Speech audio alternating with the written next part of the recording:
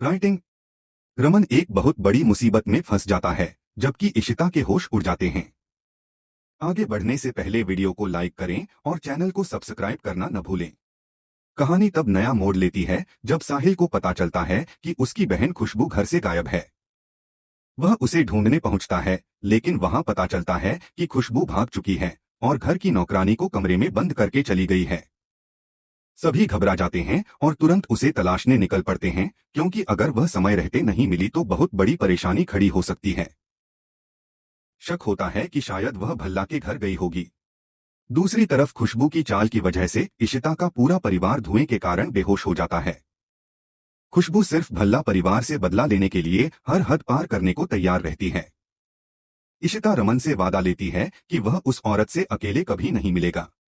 जब धीरे धीरे परिवार के सभी लोगों को होश आता है तो रमन और इशिता भगवान का शुक्रिया अदा करते हैं कि सबकी जान बच गई। इसी बीच खुशबू गंभीर रूप से घायल मिलती है और साहिल उसे अस्पताल ले जाने की कोशिश करता है, लेकिन डॉक्टर उसे मृत घोषित कर देते हैं। यह सुनकर साहिल का गुस्सा फूट पड़ता है और वह सच्चाई जानने की कसम खाता है।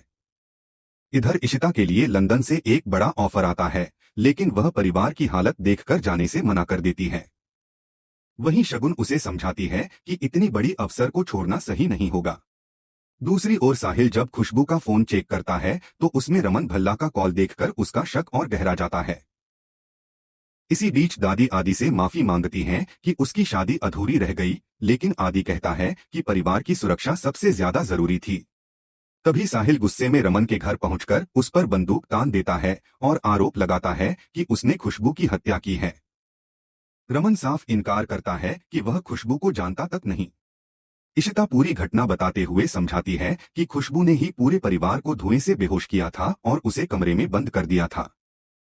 रमन भी कहता है कि खुशबू का मकसद पूरे परिवार को खत्म करना था और अब उसी की मौत का इल्जाम उस पर लगाया जा रहा है। वह साहिल से कहता है कि अगर उसे लगता है कि वही दोषी है तो वह जो चाहे कर सकता है, लेकिन वह झूठा इल्जाम कभी स्वीकार नहीं करेगा। साहिल फिलहाल वहां से चला जाता है, लेकिन चेतावनी देता है कि अगर कोई भी सबूत मिला तो वह किसी को नहीं छोड़ेगा।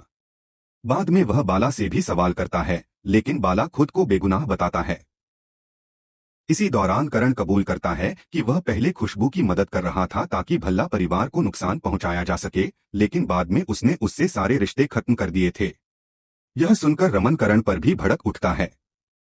आखिर में आने वाले एपिसोड की झलक में रमन युग को सख्त चेतावनी देता है कि जैसे ही आलिया ठीक होगी उसे यह घर हमेशा के लिए छोड़ना होगा।